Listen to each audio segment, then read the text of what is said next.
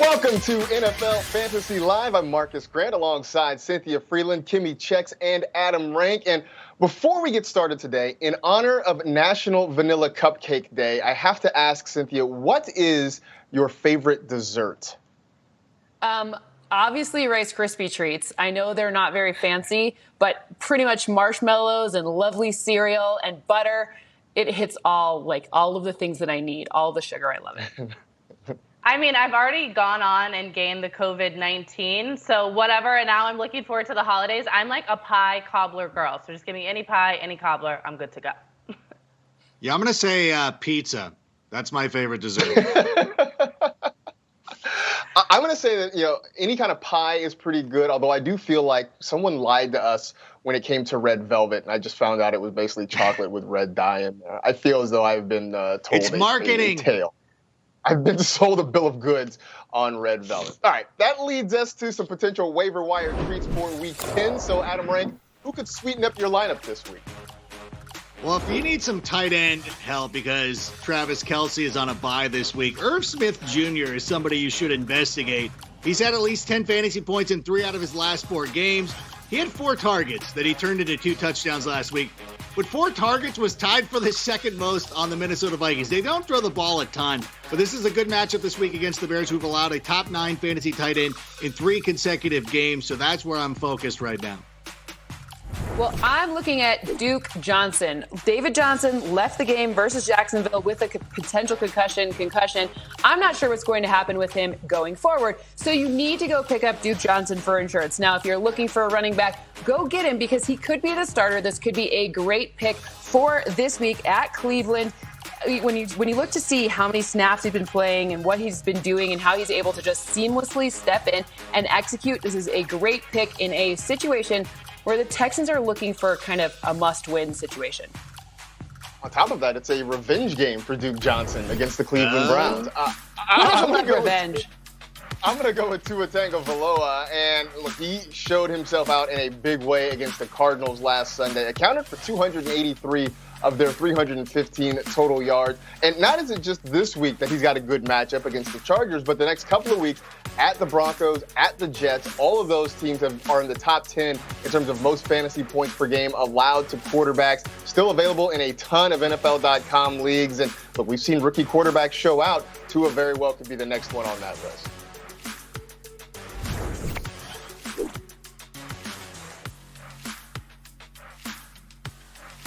92% of NFL.com leagues. He's only rostered in less than 8% of NFL.com leagues. He had over 17 fantasy points against the Giants in Week 9. I know Antonio Gibson is still in that offense, but he's had over 7 targets a game since Week 4 and has had 6+ receptions in 4 of the last 5 games. So he's looking up.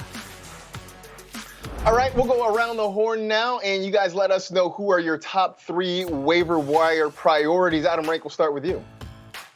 Well, I'm going to go with J.D. McKissic because, as Kimmy said, both those running backs have valuable roles in that offense. The targets are significant, and to me, I have him favored over Duke Johnson because I believe his role is going to be sustainable. All right, Rank, we're pretty similar here. I got J.D. McKissic at my number 1 spot, Drew Lock sneaking in at the number 2 spot for a quarterback, and Irv Smith Jr. at number 3. Okay, so I think it's just the order here. I go Duke Johnson because I'm only thinking about this week. I got to make it 1 week at a time. And then I'm looking at J.D. McKissic because you pick everyone against the Lions. And then Irv Smith Jr. because tight ends are always such a hard thing to figure out. Well, I'm going to go all quarterbacks here. I know Adam Rank will talk about streaming options for anybody who has Patrick Mahomes on a bye this week, but I'm going to go Tua Tagovailoa at number 1. At number 2 is Drew Lock, who has been very hot the last couple of weeks. And number 3 for me is Jared Goff, who has a very good matchup this week against the Seattle Seahawks. All right, so if we are adding people, that means obviously we have to be subtracting someone from our roster. So, Rank, who are you making waves with this week? Well, I'm going to threaten to get rid of DJ Moore because he's been frustrating. This is ridiculous. He's had fewer than 8 fantasy points in back-to-back games, fewer than 10 fantasy points in 5 of 8 games. And if it wasn't for the sunk cost of where I drafted him, you wouldn't hesitate to get rid of this player. The only respite I will say here is that he was really good against the Tampa Bay Buccaneers in Week 2. That's who he's playing on Sunday. So he might escape my wrath But right now, talking big on a Tuesday afternoon, I'm saying I'm cutting him. I have no wrath or enmity toward Cole Beasley, but I just don't think he's going to do enough for your fantasy roster to warrant keeping him around. He's had 6 games with fewer than 60 receiving yards. Plus, John Brown is healthy. We're starting to see more Gabriel Davis in that Buffalo Bills passing game, so that doesn't bode well. Then on top of it, there's a bye coming up in Week 11, so it's a couple of weeks that you're not really going to get much out of Cole Beasley. At this point, you might as well move on and find somebody else who can be more productive. Talking about moving on and finding out someone else that can be more productive, Kenyon Drake is a real risk for being dropped out of any of my lineups. It's Chase Edmonds' team. It's Chase Edmonds and, of course, Kyler Murray in this situation. I know Buffalo has given up a bunch of rushing yards to running backs, but I don't trust him. I think this is Chase Edmonds' team, and I don't want the headache anymore. I'm just over the headache with trying to figure out what to do with Drake. All right, speaking of headaches, we're going to save the spiciest for last year.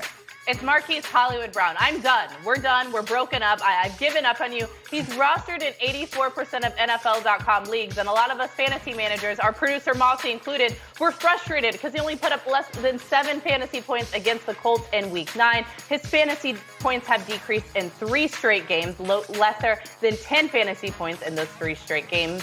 He's only been a top 25 fantasy wide receiver in 1 of 8 games this season. Huge disappointment in Marquise Hollywood Brown. You got me reaching for a glass of water because that was very spicy. In the meantime, let's pour some M&Ms into that box of popcorn and shush the person next to you because Overreaction Theater is about to start. It's that time when we dabble in hyperbole because of the things that we saw over the past weekend. So, Kimmy, let's start with your favorite quarterback. That is Patrick Mahomes, and he is back officially in the fantasy MVP race. He is. You can just hear my puppy barking because he agrees with it. Patrick Mahomes is absolutely back in the MVP race. I don't know why he was ever not in it. He put up over 30 fantasy points against the Panthers in Week 9, 372 passing yards, 4 passing touchdowns. He's had 30-plus fantasy points, 350 passing yards, 4 passing touchdowns in 2 straight games. He's only had 1 interception. He is the real deal. He's the MVP. Quote me on it. Plus, the Chiefs are just messing around, sending him in motion on plays. That's what it's like now. All right, Cynthia, we're going to run this back from last week. Dalvin Cook is a multi-touchdown machine every single week. You know, the funny part is let's take this clip and then we're going to put it for next week as well, because I think I'm going to also be saying this again against the Bears. We knew he was going to have a great opportunity against the Lions, and he absolutely delivered, just 39.2 fantasy points. That was the most amongst running backs. If you look to see the opportunity, he has 13 total touchdowns. Going forward against the Bears, that's how they beat the Bears defense. They run against Adam Rank's defense. It's not a great opportunity to throw. They don't throw the ball a ton to begin with. It is Dalvin Cook's team. So yes, he is going to be the multi-touchdown threat every single week. So you can just clip this off and then we can play it next week too. And then I will get the week off. See, I like that, the way you're thinking ahead. That's pretty cool. Adam Rank, we know how you feel about DJ Moore, but Curtis Samuel, he's the best receiver in the league right now. What are you talking about? Is this a true you think he's better than Devontae Adams and Tyreek? Settle down, Marcus. What are you saying? Like, he's been good. His fantasy points have increased in 4 straight games. He's had at least 8 touches per game since week 4. That's second in the NFL, so that's significant. But let's calm down a little bit. He's good. He's a good player. You should go pick him up off the waiver wire. But you're insane if you think he's better than Devontae Adams, Julio, and the like. I will tell you this, though, and check this out, Marcus. Kyler Murray, I don't know if you've heard of him. He's a quarterback of the Cardinals. This dude is the offensive player of the year. He's the MVP. You know what? He's an American League Gold Glove winner. The only reason that statement is not ridiculous is because Mookie Betts plays in the National League. Look, Kyler Murray has been phenomenal all year long. You want to see how good Kyler Murray has been? His off game, his down game was still 21 points. He has a rushing touchdown in every game except 1. He has multiple touchdown passes in 5 of his last 6 games. He's just slightly behind Patrick Mahomes to be the top scorer in fantasy. And the way the Cardinals are playing right now, I expect Kyler to stay hot all year, and he very well could end up being maybe the MVP of the league. That's how good he's been playing so far this year. All right, so let's flip the script. You were right. You were absolutely completely right. It was not hyperbole at all. All right, we're going to flip the script now, and we're going to tell some tales of fantasy woe. So, Kimmy, for Tom Brady, it's time to just make that march onto the waiver wire, right? I mean, it's supposed to be an overreaction, but I don't even think that this is that dramatic. For a guy who's rostered in 98% of NFL.com leagues, a lot of people should be very disappointed in him. He put up 2.36 fantasy points against the Saints. Guys, quarterbacks who outscored him, Joe Flacco, Jake Luton, Garrett Gilbert. That's no shade against them, but this is supposed to be MVP TB12. What's going on with Tom Brady? I just don't think he's fantasy relevant anymore. Wow. Kimmy with the spice today. All right, Cynthia. James Conner. Next 2 weeks are good matchups, then not so much, and maybe we should think about trading him away. Yes, this is exactly right. Also, you need to have milk, not water, if something's spicy. So that's just something that everyone at home should know. I think James Conner does have a great opportunity against both Cincinnati and at Jacksonville the next 2 weeks, because Cincinnati allows the 4th most rushing yards per game and Jacksonville the 6th most fantasy points per game to running backs this season. But after that, you need to find a replacement. That is when your fantasy playoffs start, and you don't want to be in a situation where James Conner performs like this week and you get really frustrated because you started him, because you drafted him so highly. You're just going to need to find maybe a potential trade partner so you don't have that headache for your fantasy playoffs, and you don't need the spice and you don't need the milk because lactose intolerance is at an all-time high. Should have given our old pal Akbar Bajabiamila that tip when he ate that hot chip on YouTube. Adam Wright, Justin Herbert. Yeah. We're calling him laundry now because he's washed. Oh, would you stop? Like, I get that you're sort of an LA fan. I don't know. I'm trying to figure out your allegiances. You're a Dodger fan for the last 4 years or whatever. But here's the thing. Stop overreacting to one bad game. Don't head for the exits yet. Listen, obviously last week was not a superstar performance. I think that's just how good Justin Herbert is. Like, if he doesn't have 30 points, you're like, what's wrong? What happened here? He's going to be just fine. At least 20 fantasy points in 6 of his 7 starts this season. A tougher one this week against the Dolphins, although Kyler Murray did well against them last week. I think you're fine with Justin Herbert. You can calm down. But you know what? I've got a situation with Jonathan Taylor. I mean, Wisconsin running backs. Am I right? Wow. You're just gonna shade Melvin Gordon and James White like that? I mean, come on. Although I will say, at some point we do have to sort of admit that the Jonathan Taylor experiment is not going the way we wanted it to. He just has not had a big breakout game the way a lot of people would have predicted. And now you've got Frank Reich saying that he's excited to continue with their running back by committee, which means we're probably going to see more Jordan Wilkins and Nyheim Hines, and maybe Jonathan Taylor will have a decent game. But I think the idea that he's going to be this great superstar with the Colts in his rookie year, at this point, that one might be out the window. All right, New England finds a folk hero on Monday night. We recap this one in prime time and off-peak performances, starting Kimmy with who laid down the law.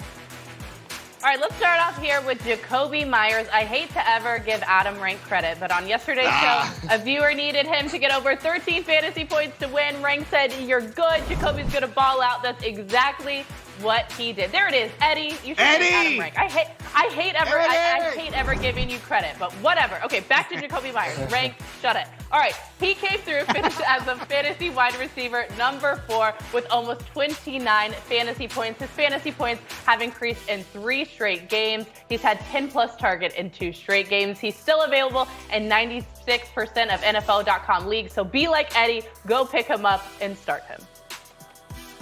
Well, I'm looking at Cam Newton, who before this game had only 2 passing touchdowns all season long. And after this game, still passing touchdowns at number 2, but he added 2 rushing touchdowns in this matchup. He had 274 passing yards, 10 rushes, 16 rushing yards, but 2 of those went for 6 points each. So that really helped you in fantasy. However, beware, week 10 versus Baltimore. This is not a great matchup. I would not be playing him, but it was super fun on Monday night. Yeah, it was great to see Cam get out there. And earlier in the week, and Kim will remember this, we did stacks on stacks where I had Cam Newton and I had Jacoby. No, I had Demir Bird. Listen, I got half of it correct. So I think, listen, this is the thing. Like, it's cool. I'm glad. First of all, if it was between me or Eddie winning, I wish it would have been me. No, I'm glad Eddie was able to go out there and get the huge performance by Jacoby Myers. But Demir Bird was also pretty good. Even though he finished with 11.5 points, he was targeted 9 times in this game. He had 99% of the snaps. I think moving forward, Cynthia's right. You don't want to play these guys against the Ravens this week. But moving forward, Myers and Bird are actually a pretty nice combination that you can start. And I'm really optimistic about this Patriots offense once we get past Baltimore. Talk about being optimistic about the Patriots offense. I'll go off-peak performances with the Patriots defense. Not a lot of reason to be optimistic about this group at the moment. I mean, let's just be honest. This is not last year's Patriots defense. They scored more than 4 fantasy points just one time since week 3. They have more than 1 sack just one time since week 3. And over the last 4 weeks, they've given up the 3rd most rushing yards, tied for the most rushing touchdowns allowed. And Cynthia talked about them playing the Ravens. We know the Ravens like to run the football, so that's just a little bit of a note in case you want to think about starting them, or maybe if you want to start a Ravens running back next week. Speaking of prime time, next up, it's the Colts and Titans kicking off Week 10 Thursday Night Football. Thursday at 7:30 p.m. Eastern on NFL Network, Fox, and streaming on Prime Video. Do have a little bit of news just in case you missed it. Steelers quarterback Ben Roethlisberger and 3 of his teammates were added to the reserve COVID-19 list after having high-risk close contact with tight end Vance McDonald.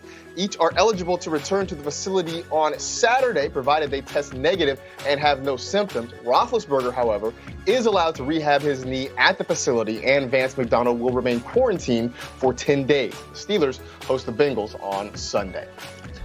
All right, we'll play a game of sweat or no sweat. We profile some of the tougher matchups from Week 10 in terms of some of the top defenses and how they fare against certain positions over the last 4 weeks. So rank first up, fresh off the bye, it is jumping Joey Burrow against the Pittsburgh Steelers. And the Steelers are allowing the 5th fewest fantasy points per game to quarterbacks over the last month. So sweat or no sweat? I think you nailed it. I'm sweating this one because the Steelers have been so good. Now, everybody knows I'm a huge fan of Joey, and I think the world of him. His one bad game this season was on the road against the Baltimore Ravens. He'll be on the road against the Steelers here. I'm going to avoid it. I will point out, though, here's the thing that's holding him back. Now, he's attempted one more pass than Patrick Mahomes has this season, even though he's played in one fewer games. Patrick Mahomes has 25 touchdown passes. Joey has 11. So I think his teammates around him need to step up, but he's also got to start getting that ball into the end zone a little bit more for me to trust him into matchups like this.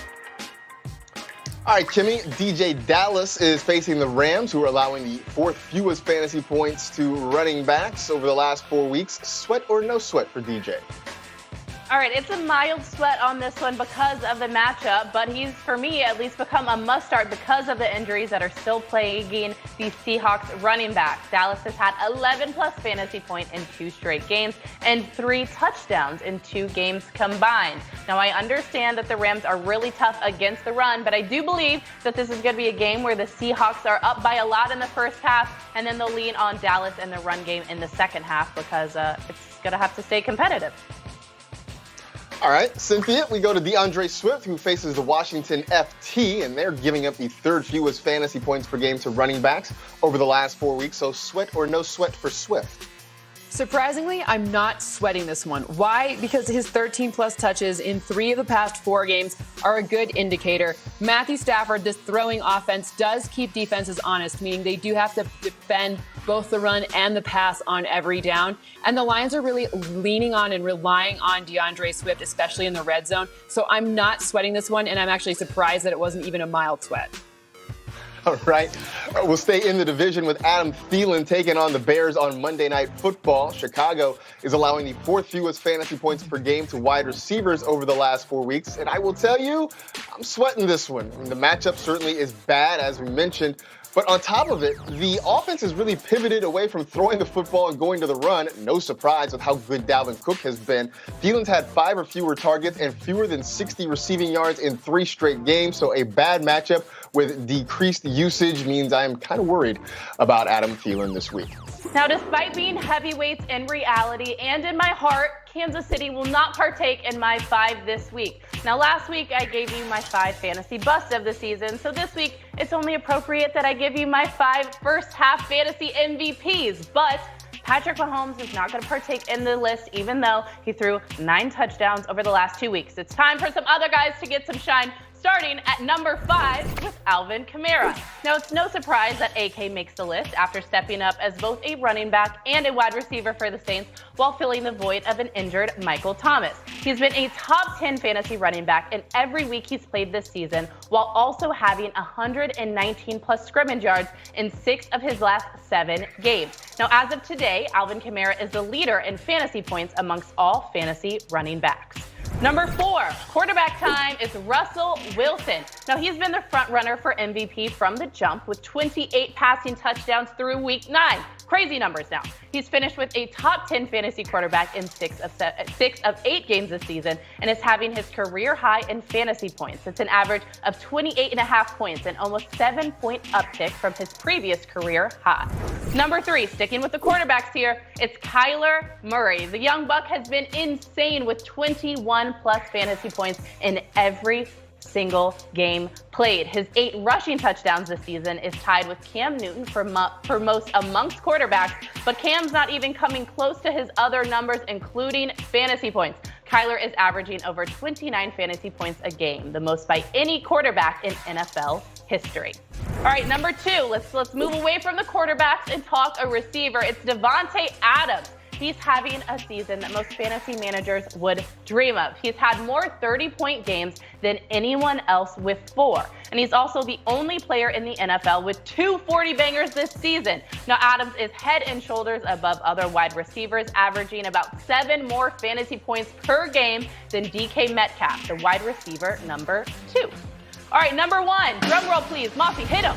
It's Dalvin Cook. Now, we've been talking about Dalvin Cook cooking it up all season long, and that's why he's landed in my number 1 spot. He's had 13 touchdowns this season, which leads the NFL, including 2+ touchdowns in 4 of 7 games and at least 1 tutty in every single game that he's played. His 17+ fantasy points in every game seemed impressive until he scored 39 plus fantasy points in 2 of the last weeks. Now, if you're listening to this right now and you have Dalvin Cook on your fantasy squad, go ahead, give yourself a pat on the back because you might just have this year's fantasy MVP. All right, those are my 5 first half fantasy studs. Play action. Jackson keeps it. Sweeps around the left side. He will stroll in for the touchdown. Lamar Jackson. He fooled everybody on that play as the Colts came diving in to try to converge on Gus Edwards on the fake dive. And Jackson spins to the outside with the ball and strolls in for the touchdown. Lamar Jackson helped set the stage for today's game of Higher or Lower with Cynthia Freeland. I'm going to sit here and get my Bob Barker on and give Cynthia a player projection, and she's going to tell me whether her projection is higher or lower than that. So we're going to start with the aforementioned Lamar Jackson, who's facing the Patriots, averaging just about 189 passing yards per game versus New England, who's giving up about 232 a game. So let's put it at 200. Higher or lower than 200 passing yards for Lamar? Fire up that higher, please, because I have 205 passing yards, 2 passing touchdowns, an interception, and 48 rushing yards projected for Lamar Jackson. That's 19 fantasy points. Why? Well, obviously, this is a weird bucking his trend because he's had fewer than 200 passing yards in 5 of his last 6. But this is a situation where, especially if there's no Stephon Gilmore, that's going to be a great opportunity for Hollywood Brown or some of the other receivers, one with that letter, it's like after, it's towards the end of the alphabet, to potentially become very important and show what they've got for the rest of the season. All right, so now we'll move on to Russell Wilson against the Rams. Dangerous has had 2 or more touchdown passes in every game this season, while the Rams have allowed just 9 touchdown passes all season. So for Mr. Unlimited, is it higher or lower than 3 passing touchdowns? Okay, so it is lower. It is 2 passing touchdowns. I have 290 passing yards, an interception, those 2 touchdowns I talked about, and 38 rushing yards with a potential rushing touchdown. This is an opportunity for the Seahawks to really not necessarily get into this back and forth battle. I think that people, potentially those in Seattle, will like what I'm going to project for their score this week. I think their defense will start to look better. Those are some hints. That means more rushing yards, fewer passing, necessary yards from Russell Wilson. Okay, so then how about the probable return of Nick Chubb in Cleveland? He was averaging just over 83 rushing yards per game, facing the Texans, who've allowed the most to running backs at nearly 145. So in Chubb's return, let's put it at 80, higher or lower than 80 rushing yards. Circle the higher, please. We need the dings. Thank you. 81 rush yards and a rushing touchdown with 2 receptions and 7 receiving yards. Those are kind of nominal at this point. The interesting part is that this is kind of the situation we saw for a Christian McCaffrey, meaning it's a great opportunity to get the rust off. And that rust off means rushing for all of the yards against a Texans front that gives up all of the yards. Right, so good news for Chubb. Now let's go to James Robinson facing the Packers, who've allowed 15 touchdowns to running backs this season, which is tied for the most. So higher or lower than 1 end zone trip for J-Rob. Please do a star. The star is my favorite thing, and we get to do it right here. Push one touchdown for him. 82 rushing yards, that touchdown, 3 receptions and 24 yards. I think it's going to look a little bit less exciting for the quarterback position. This week, we've seen the Green Bay defense kind of try to fire up some more pressure. So I do think Robinson will be used a lot, but I think they're going to have his number, meaning not more than 1 rushing touchdown allowed.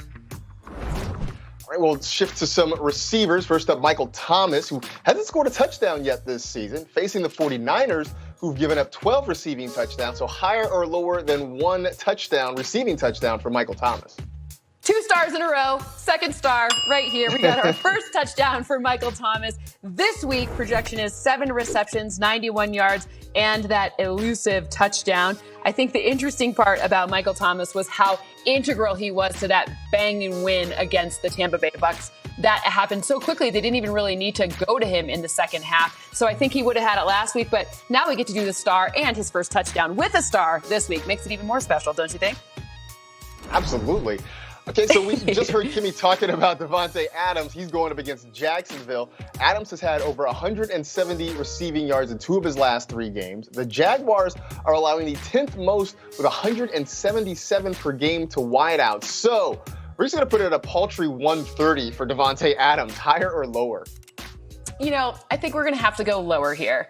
And not because he's not the best receiver in football right now, because I think he is, but because 130 is kind of ridiculous. I have 7 receptions, 82 yards, and that touchdown. In this game, the game script doesn't mean he's going to need to have all those yards. Now, he didn't necessarily need them against the Niners either, but I think that was a little bit of fun for 2 Bay Area guys that were making a statement at home. I think in this one, it's going to be a nice both Davante Adams and Aaron Jones situation, or whoever at running back, and a second half that doesn't need to see all of those passing yards to Davante Adams. Still having just a phenomenal season is Davante Adams. Yes. Okay, how about Allen Robinson, who's had 1 receiving touchdown in his last 5 games combined, facing the Vikings, who've given up 16 to wideouts, which is tied for the most. So higher or lower than 1 touchdown for A-Rob?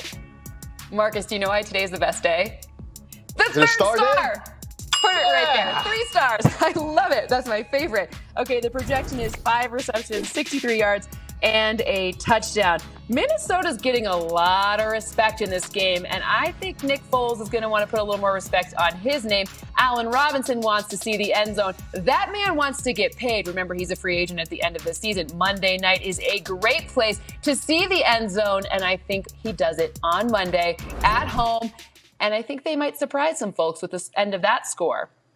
What's up, everybody? It's time for Breaking the Ranks, and I don't know if you're aware, but Patrick Mahomes is on a bye this week. Yeah, I hope I'm not breaking that news to you. But if I am, no big deal, because waivers go through tonight. And I have 5 quarterbacks that you can stream this week. We start at number 5 with Phillip Rivers on Thursday night going up against the Tennessee Titans. I know it's always risky anytime we stream Phillip Rivers. Every time it seems like he has a dream matchup, he doesn't seem to come through. But he's had at least 22 fantasy points in 2 out of his last 3 games. The Titans have allowed at least 2 touchdown passes in 7 of their last 8. At number 4, Derek Carr going up against the Denver Broncos. He has had at least 2 touchdown passes in 6 of his last 7 games. He's going up against a Broncos team that has allowed 20 fantasy points to quarterbacks in back-to-back games. And really, Derek Carr is going up against some of the best quarterbacks in the game, and he is outplaying them. At number 3, we got Drew Lock. Let's stay on that game because he's been fantastic ever since that second half against the Los Angeles Chargers. He was good against the Atlanta Falcons as well. He had 30 points against them, nearly 313 passing yards. He was running the football. And now he's got the Raiders defense that has allowed a top 10 fantasy quarterback in 4 of their last 5 games. At number 2, let's go with the rookie, Tua Tagovailoa. He's got a great matchup against the Los Angeles Chargers, who've allowed the 5th most fantasy points to quarterbacks since week 4. They've allowed at least 2 touchdown passes in 3 consecutive games. And we've really seen Tua start to come along. The first week, when he played against the Rams, that wasn't anything special. He was really good against the Cardinals. And if you want to get in on the ground floor, now is the time to do it. And at number 1, we have Los Angeles Rams quarterback Jared Goff. I know this is almost too easy just to look at the Seahawks defense and be like, we should start that quarterback.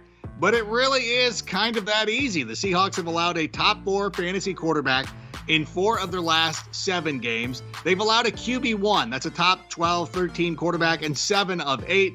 They've allowed the most points per game to quarterbacks in NFL history. So this is an opportunity to get Jared Goff back into your lineup and get him ready to go. So that is my final endorsement. And that was my Breaking the Ranks, 5 guys to stream in replace of Patrick Mahomes.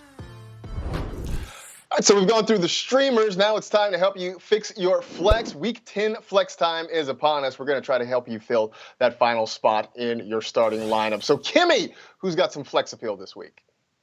This is fun because I have no flex appeal, but Nelson Aguilar does. That's who I'm pitching this week. I'm about it because he's taking on the Denver Broncos, who have allowed the 6th most fantasy points per game to wide receivers in the last 2 weeks, and also allowed a top 20 fantasy wide receiver in 3 straight games. I know last season we roasted him because he got memed and he got compared to dropping babies, but he's been productive in fantasy. He's had 13 plus fantasy points in 4 of the last 5 games. He's also averaging 20 yards a reception this season, which is leading the NFL. He's still available in 82% of NFL.com leagues. So go grab him, put him in your flex, and thank me later. Yeah, you don't want to be memed, but I like the idea of a stack with him and Derek Carr. And another guy that I'm flexing this week, though, is Zach Moss, who has now outsnapped Devin Singletary in back-to-back games. And as a matter of fact, our own Michael F. Florio has now allowed me to drop Devin Singletary from my roster, and it's pretty free. The reason is that Zach Moss is so good. He's the guy they go to when they get near the goal line. He's had 3 rushing touchdowns in his last 2 games, and now he's got a pretty good matchup against the Arizona Cardinals, who've allowed a top 20 fantasy running back in 2 of the last 3 games. So Zach Moss is certainly a player you can flex moving forward. I'll keep the rookie love going with Jalen Reagor, and you watch him play with the Eagles. They're lining him up everywhere. He's got incredible speed. He's winning on the outside. He's winning inside. He's a legitimate deep threat and has a good matchup against a Giants defense that is giving up a lot of deep shots. You've got Travis Fulgham playing well. Alshon Jeffrey's expected to return. So there's a full complement of receivers now for the Eagles, which means it's going to be hard to cover everybody, and Jalen Reagor is pretty much just a big play waiting to happen anytime the ball's thrown in his direction. You probably saw that sweet touchdown from A.J. Brown, and hopefully it wasn't on your bench. Hopefully it helped you seal the deal in your fantasy matchup this weekend. But what about some of the heroic efforts that didn't go for touchdowns? Here are some of those amazing hard-earned fantasy points that might have flown under the radar. Over the middle, pass is caught, breaks a tackle away from Eddie Jackson. A.J. Brown faked like he was going to go out of bounds, gets back upfield, a huge play. Trying to get away from the pile, gets through it. He's at 25 to 20 and down to the 10-yard line. What a run. He's going to keep it running right, breaks the tackle. He's got the first down at the 50, turns down the Jets at the 30, and pushed out of bounds. 99% of the NFL quarterbacks would not have gotten the first down. Going long down the field, nice catch. Samuel, he extended for it. That was an incredible catch. Throws it and it is caught by Lamb on the sideline at the 50, and it's inbound. Yeah, what a great catch. What a great throw. Whoa! He's up in the air. He grabs the ball. Toe down, toe down. All right, everybody, it is time to make a toast. We are raising a glass to fantasy class, to some of the fantasy heroes who helped us out over the week. So, Adam Rank, who are you toasting to on this Tuesday? Well, I'm going to toast to myself for not benching A.J. Brown. But most importantly, I want to take this opportunity to raise a glass to Christian McCaffrey.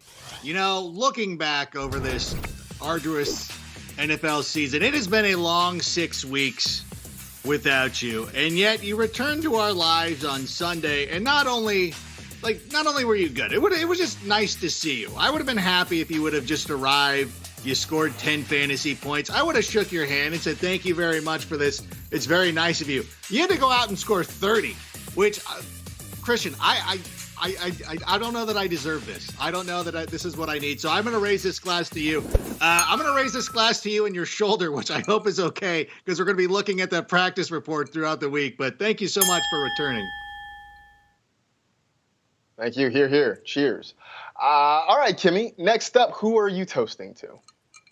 All right, let's please all raise a glass to Drew Brees. We've been sleeping on him all season in regular football and fantasy football, but he went out and he put up quite the performance against Tom Brady and the Tampa Bay Buccaneers. He had 4 passing touchdowns in this game. That's his season high. He also had 2 rushes, 222 passing yards. Thank you so much for being great. And also Jameis Winston for having his petty moment and eating that W at the end. I see you, Jameis. So cheers to you. And not only a cheers, here's this. Jameis, what's up?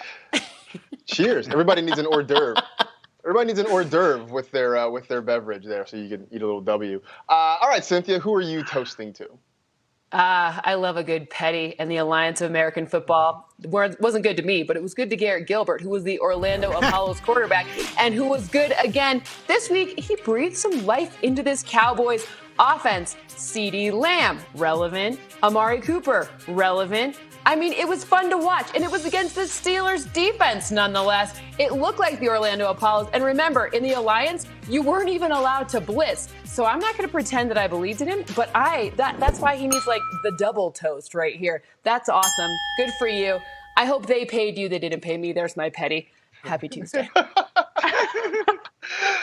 Cheers. Garrett Gilbert, who is the Tommy Maddox of the AAF. Look it up, kids. Hey. I am going to toast the Houston Texans for not trading Will Fuller. Certainly Deshaun Watson was happy about it, and it looked like Fuller was pretty excited about it as well, as he went out and had a pretty nice performance in Week 9. I mean, look, they could have traded him to the Packers, but as we know, Aaron Rodgers only throws the ball to Devontae Adams, so it would have been wasted. So we appreciate that the Texans came to their senses. They kept their guy in Houston, and here's to play days, heydays, and paydays. Cheers to you, Will Fuller, and the Houston Texans. All right. Before we go to break, it is time for Riddle Me This. Dalvin Cook has scored 35 or more fantasy points in 2 straight games. Who holds the record for the longest streak of 35-plus fantasy point games? Adam Rance, any guess you got? Ernie Nevers. That is a Chicago guess. Cardinals landed. Ernie Nevers. I said that is certainly a guess. All right, you guys have 3.5 minutes to guess this one. No Googling. We'll be back with the answer right after. Time to answer our Riddle Me This question. Before the break, we asked, Dalvin Cook has scored 35 or more fantasy points in 2 straight games. Who holds the record for the longest streak of 35-plus fantasy point games? And the answer is LaDainian Tomlinson. It is our colleague, our coworker, LaDainian Tomlinson. Yeah, that would have been better. I guess that would have been better than Ernie Nevers, that nobody's never heard of. But, you know, you're helping people learn there. All right, so to our loyal viewers, we hope you'd like to join us on the show. We are recruiting again for next week's show. So send your email to nflfantasy@nfl.com. Tell us why you'd be a great guest. Get your best takes. Get your questions ready right now. You can be a part of the fun from a week from today. It was a great time the last time we did it, so we're looking forward to getting more of our viewers on the show next week. So email us. Go on, get it done right now.